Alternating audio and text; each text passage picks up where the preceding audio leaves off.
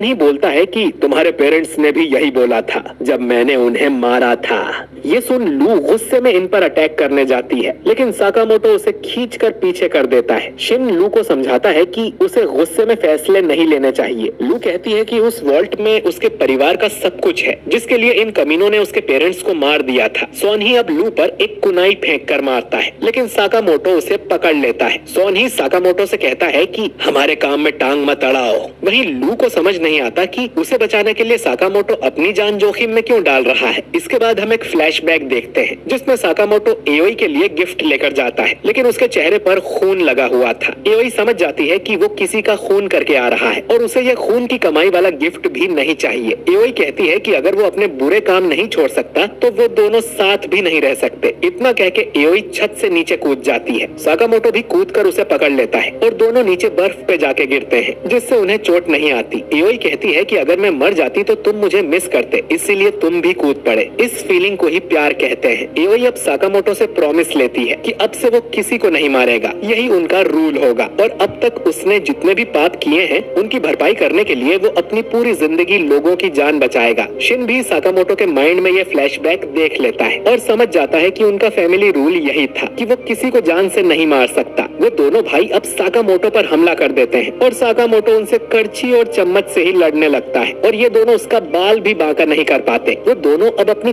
Cast iron technique से एक साथ साकामोटो पर हमला करते हैं और उसे काटने की कोशिश करते हैं, लेकिन साकामोटो उन सभी अटैक्स को डॉज कर देता है, बल्कि उसकी एक नस खिंच जाती है जिस पर शिन बैंडेड लगा देता है। सोन ही सोचता है कि उनके इस अटैक से आज तक कोई नहीं बच पाया है, फिर इतना बड़ा होने के बाद भी साकामोटो पर एक खरोच भी कैसे नहीं आई। इसके बाद ये अपनी और खतरनाक टेक्निक यूज करने का सोचते हैं, लेकिन साकामोटो बाचो के सिर पे एक बर्तन दे मारता है और सोनही का हथियार तोड़ देता है। सोनही अब साकामोटो को छोड़कर लू की तरफ जाता है, लेकिन शिन उसका दिमाग पढ़कर उसे पीछे खींच लेता है और फिर साकामोटो उसके सिर पे फ्रिज दे मारता है और दोनों भाई की बत्ती गुल हो जाती है, जिन्हें शिन एक रस्सी से बांध देता है। लू पूछती है कि आखिर तुम दोनों हो कौन, जिस पर साकामोटो कहता है कि हम एक दुकान पर काम करते हैं। इधर बॉस गुस्सा हो रहा था, ये सोनही और बाचो कहाँ रह गए। वो खजाने से भरा वॉल्ट उसके सामने ही था, लेकिन उसे खोलने के लिए उसे चाबी चाहिए। तभी साकामोटो और शिन बाचो और सोनही को लेकर यहाँ आ जाते हैं। बॉस को समझ नहीं आता कि ये दोनों अंदर कैसे आ गए। तभी लू पीछे से आकर बॉस की गर्दन पे चाकू रख देती है, जिसे देख बॉस रोते हुए माफी मांगने लगता है। अब लू उसे जान से तो नहीं मारती, लेकिन उसकी बुरी तरह से धुलाई कर देती है और बोलती है कि हर बात पे लोगों को मारना ही जरूरी नहीं होता, हमें पास्ट भुलाकर एक हैप्पी लाइफ जीना चाहिए, ऐसा उसके डैड कहा करते थे। इसके बाद लू उस चाबी से वॉल्ट को ओपन करती है। उसमें खजाना पड़ा हुआ था, लेकिन साथ में